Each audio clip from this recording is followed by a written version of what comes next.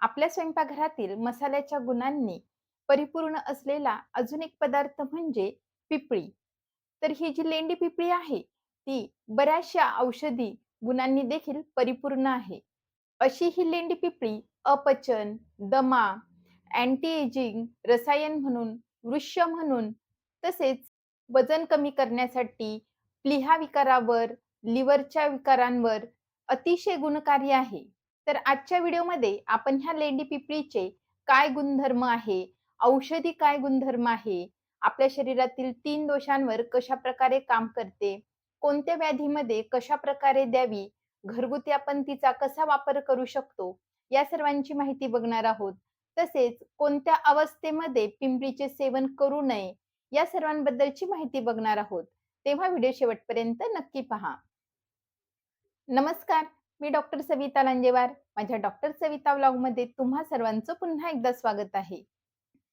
त्रिकुटूमध्ये असलेले 2 घटकांबद्दल आपण आधीच्या व्हिडिओमध्ये माहिती बघितली आहे. पहिलं म्हणजे सुंठ, त्यानंतर काळे मिरे आणि आजच्या व्हिडिओमध्ये आपण लेंडी पिपळीविषयी माहिती बघणार आहोत. तर ही जी लेंडी पिपळी आहे, तिला इंग्लिशमध्ये लाँग पेपर, हिंदीमध्ये पिपली, मराठीमध्ये लेंडी पिपळी आणि संस्कृतमध्ये पिपली, रुग्णाच्या तब्येतीची काळजी घेते म्हणून तिला पिपली असे म्हणतात. तिचं जे फळ असतं ते कणसासारखं असतं, त्याच्यावर छोटे-छोटे कण असतात म्हणून तिला कणा असे म्हणतात. मागधी, वैदेही ह्या ज्या एरियामध्ये ती उपलब्ध होत असे, म्हणजे मागध एरियामध्ये, वैदेहमध्ये ती उपलब्ध राहायची म्हणून त्या जागेवरून तिला वैदेही आणि मागधी असे नाव दिले आहे. त्यानंतर कृष्णा, काळ्या रंगाची असते म्हणून कृष्णा. चपला, ती गुणाने उष्ण आहे म्हणून चपला. तीक्ष्णा, गुणाने स्ट्राँग आहे. उष्णा, गुणाने उष्ण आहे. अशा बऱ्याचशा नावांनी आयुर्वेदामध्ये तिचा उल्लेख आला आहे. पिपळीचे एक वेल असते आणि त्या वेलीवर जे फळ येते त्यालाच आपण लेंडी पिपळी असे म्हणतो. हे फळ जेव्हा कच्चे असते, तेव्हा ते हिरव्या रंगाचे असते. त्याला उन्हामध्ये वाळवले जाते किंवा सनशेडमध्ये वाळवले जाते, तेव्हा त्याचा रंग काळा होतो. तेव्हा ह्या फळाला लेंडी पिपळी, पिपली असे म्हणतात. सहसा ह्या लेंडी पिपळीचे उत्पादन हे नॉर्थ ईस्ट साइडला आणि साउथ साइडला बघितले जाते. भोजन कुतूहल या पुस्तकानुसार ओली पिंपळी जी असते म्हणजे ओले फळ जे असते ते कफ वाढवणारे असते. ते गुणाने स्निग्ध असते, पचायला जड असते, गुरू असते. त्याचा जो रस असतो, चव असते ती मधुर असते, विपाक मधुर असतो. त्यामुळे ती कफ वाढवण्याचं काम करते. मात्र पित्त कमी करण्याचं काम करते. जेव्हा ह्या पिपळीला वाळवले जाते, तेव्हा तिचे गुणधर्म पूर्णतः बदलते. एकदम अपोझिट गुणधर्माची बनते. त्यामुळे ती कफ कमी करणारी बनते, मात्र पित्त वाढवणारी बनते. आता आपण बघूयात, की ह्या पिपळीचे काय गुणधर्म आहेत.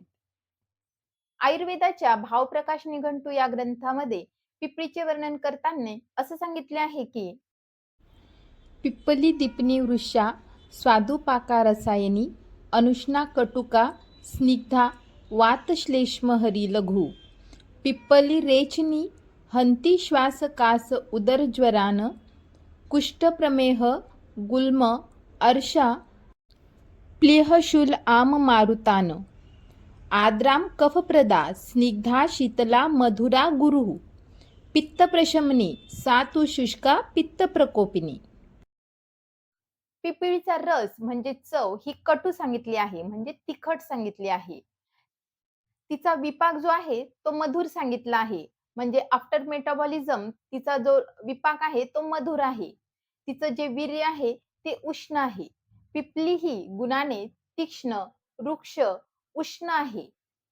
त्यामुळे आपल्या शरीरातील वाढलेला कफदोष आणि वातदोष कमी करण्यासाठी अतिशय उपयुक्त आहे.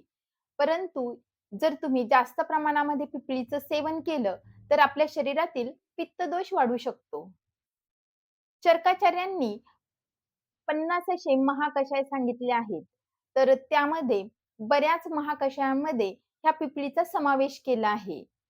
वृष, दीपनीय, कासहर, श्वासहर आस्थापनोपग, वमनोपग, शिरोविरेचनोपग, शूलप्रशमन, शीतप्रशमन, भावप्रकाश निघंटूमध्ये त्रिकटू, पंचकोल, हरित्यादी वर्ग यामध्ये ह्या पिपळीचा समावेश केला आहे. आता आपण बघूयात, की पिपळीच्या प्लांटचा नेमका कोणता पार्ट आपल्या आरोग्यासाठी, औषधासाठी उपयुक्त आहे. तर पिंपळीचे जे फळ असते, त्यालाच पिपळी असे म्हणतात. लेंडी पिपळी मराठीमध्ये म्हणतात. तर ते उपयुक्त आहे. त्याच्यानंतर पिपळीचे मूळ देखील उपयुक्त आहे. त्यालाच पिपळी मूळ असं म्हणतात. आता आपण बघूयात, की सिस्टम वाईज ह्या पिपळीचा कसा वापर केला जातो. तर सगळ्यात पहिले पाचन संस्था. जर तुम्हाला पोटफुगीचा त्रास होत असेल, अपचन होत असेल, भूक लागत नसेल किंवा अ, खाल्लेलं पचत नसेल, तर अशा वेळी ह्या पिपळीचा वापर करण्यास सांगितलं आहे. यासाठी पिपळीचे चूर्ण अर्धा ते 1 ग्रॅम या प्रमाणामध्ये कोमट पाण्यासोबत जेवल्यानंतर घ्यावे. त्यामुळे पोटदुखी, अपचन, गॅस होणं यासारख्या गोष्टी कमी व्हायला मदत होते. जर तुम्हाला भूक लागत नसेल, तर अशा वेळी हे पिपळीचं चूर्ण जेवणाच्या आधी घ्यावे. पिपळी ही जंतुघ्न, कृमिघ्न, रेचक अशी सांगितली आहे. जर तुम्हाला मलबष्टंभाचा त्रास असेल, पोट साफ होत नसेल किंवा तुमच्या पोटामध्ये कृमी असतील, जंतू असतील, तर अशा वेळी ह्या पिपळीचा वापर करावा. किंवा तुम्हाला स्प्लीनचे काही विकार असतील, प्लीहाचे विकार असतील, प्लीहा सुजलेली असेल, स्प्लेनोमेगाली असेल किंवा लिव्हरचे काही विकार असतील, तर अशा वेळी ह्या पिपळीचा उपयोग करावा. तर अशा वेळी अर्धा ते 1 ग्रॅम ह्या प्रमाणामध्ये पिपळीचे चूर्ण 1 ग्रॅम गुळासोबत घ्यावे. जर असं घेतलं तर कृमी, जंतू तसेच पोट साफ व्हायला देखील मदत होते.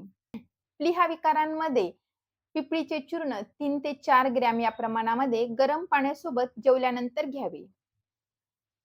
आता बघूयात, की सर्क्युलेटरी सिस्टीमवर ह्या पिपळीचा कशाप्रकारे उपयोग होतो. रुमॅटिक हार्ट डिसीज असेल, ॲनेमिया असेल, तर अशा वेळी पिंपळीचे चूर्णाचं सेवन करावं. यासाठी 1 ग्रॅम पिपळीचं चूर्ण 2 ग्रॅम गुळासोबत जर घेतलं, तर रक्ताची कमतरता दूर होते. तसेच रुमॅटिक हार्ट डिसीज कमी व्हायला देखील मदत होते. आता आपण बघूयात, की रेस्पिरेटरी सिस्टमवर ह्या पिपळीचा कशाप्रकारे वापर केला जाऊ शकतो.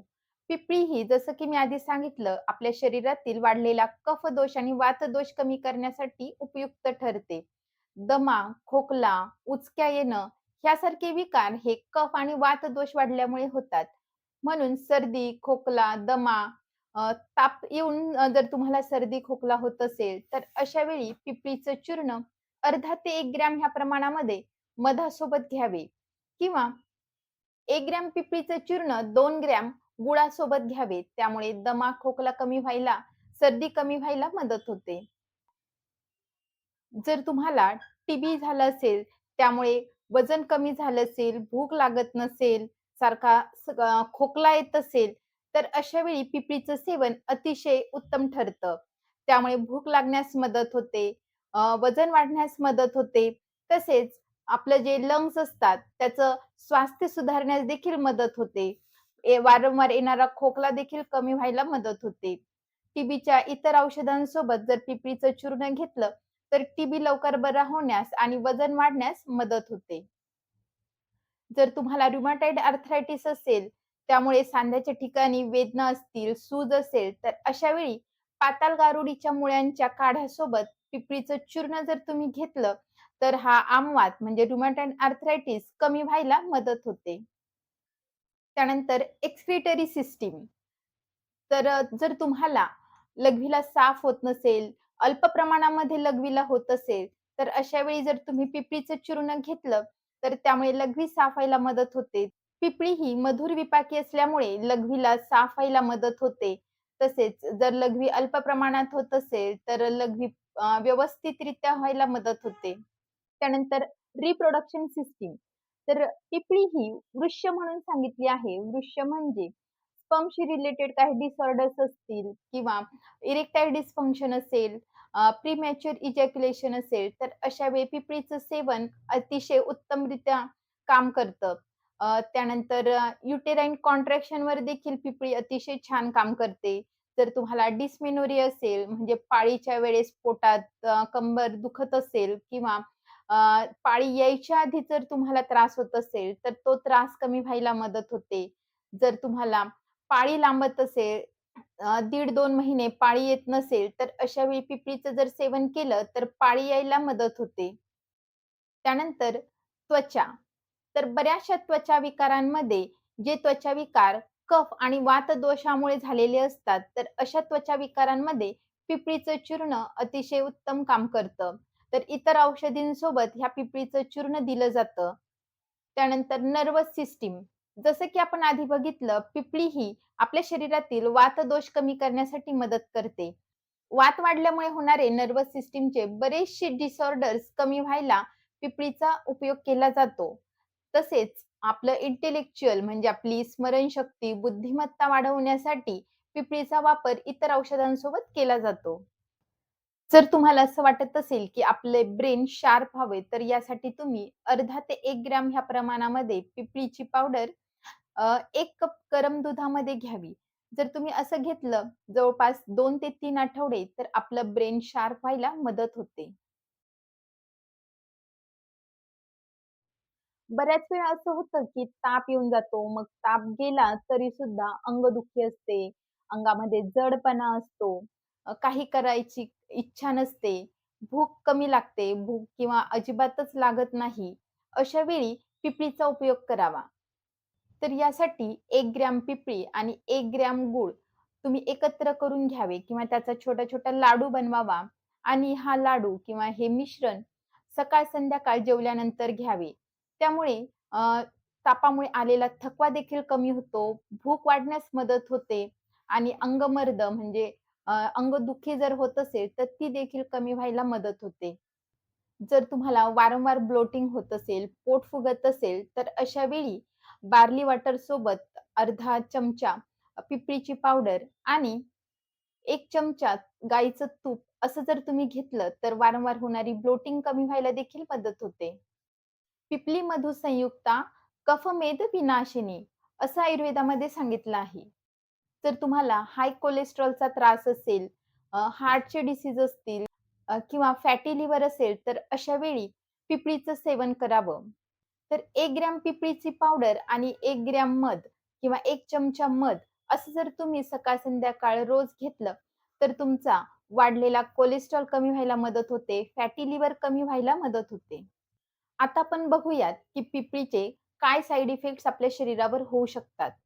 जर तुम्ही अति प्रमाणामध्ये पिपळीचं सेवन केलं, तर त्याचे साइड इफेक्ट आपल्या शरीरावर बघितले जातात. तसं तर कुठलीही वस्तू अति प्रमाणामध्ये घेऊ नये. अति सर्वत्र वर्जेत. तर आपण जर पिपळी अतिमात्रेत घेतली, तर त्यामुळे आपल्या शरीरातील कफदोष वाढायला सुरुवात होते. कारण की वारंवार आपण जर पिपळी घेत राहिलो, तर ती आपल्याला पचायला जड व्हायला लागते आणि त्यामुळे आपल्या शरीरातील आमदोष, कफदोष वाढायला सुरुवात होते. त्यामुळे आपल्या शरीरातील सर्व जे चॅनल्स असतात ते ब्लॉक होतात. जर तुम्ही दीर्घकाळपर्यंत पिपळीचे सेवन केलं, तर त्या पिपळीच्या उष्ण गुणामुळे आपल्या शरीरातील पित्त दोष वाढायला सुरुवात होते, पित्त वाढते. मग त्यामुळे पाईल्सचा त्रास व्हायला देखील सुरुवात होते. मग त्यामुळे बऱ्याच जणांना संडासे वाटते, रक्तस्राव होणं यासारख्या गोष्टी सुद्धा बघितल्या जातात. पिपळी ही वृक्ष आहे, परंतु अल्प स्निग्ध आहे, गुणाने कमी स्निग्ध आहे. त्यामुळे आपल्या शरीरातील वातदोष सुद्धा वाढू शकतो. म्हणजे एकूण एकच जर तुम्ही पिपळीचे अतिप्रमाणामध्ये दीर्घकाळपर्यंत सेवन जर केलं, तर त्यामुळे आपल्या शरीरातील तिन्ही दोष वाढण्याची शक्यता असते. म्हणून पिपळीचं सेवन हे काळजीपूर्वक तसेच कमी कालावधीसाठीच जर केलं, तर आधी सांगितलेले सर्व लाभ आपल्या शरीराला होऊ शकतात. पिपळीचं सेवन करतांनी ह्या गोष्टी लक्षात ठेवाव्यात. तसेच पिपळीचं सेवन चालू असताना आपल्या आहारामध्ये दूध, तूप यांचा समावेश करावा. पिपळीचं सेवन जर तुम्हाला 2-3 आठवड्यांसाठी जर करायचं असेल, तर ह्या कालावधीमध्ये अतिउन्हामध्ये, प्रखर उन्हामध्ये जाणं टाळावं. ज्या ठिकाणी भरपूर वारा येतो, हवा असते, अशा ठिकाणी जाणं सुद्धा टाळावं. ज्या लोकांची पित्त प्रकृती आहे, अशा लोकांनी सुद्धा पिपळीचं सेवन करणं टाळावं. नवजात शिशूंना पिपळीचं चूर्ण देणं टाळावं. गर्भावस्था असेल तर अशा वेळी काळजीपूर्वकच वैद्यांच्या सल्ल्यानेच पिपळीचं चूर्णाचं सेवन करू शकता. लहान मुलांना पिपळीचं चूर्ण 2 चिमूटपर्यंत दूध आणि तुपासोबत तुम्ही देऊ शकता. तर अशा प्रकारे ह्या छोट्याशा लेंडी पिपळीचा उपयोग तुम्ही आपल्या स्वास्थ्यासाठी करू शकता. तर तुम्हाला माझी आजची माहिती उपयुक्त वाटली असेल तर व्हिडिओला लाईक करा आणि तुम्ही माझ्या चॅनलवर नवीन असाल तर चॅनलला सबस्क्राईब करा. तेव्हा हेल्दी खा, हेल्दी राहा, आयुर्वेदाला जवळ करा. थँक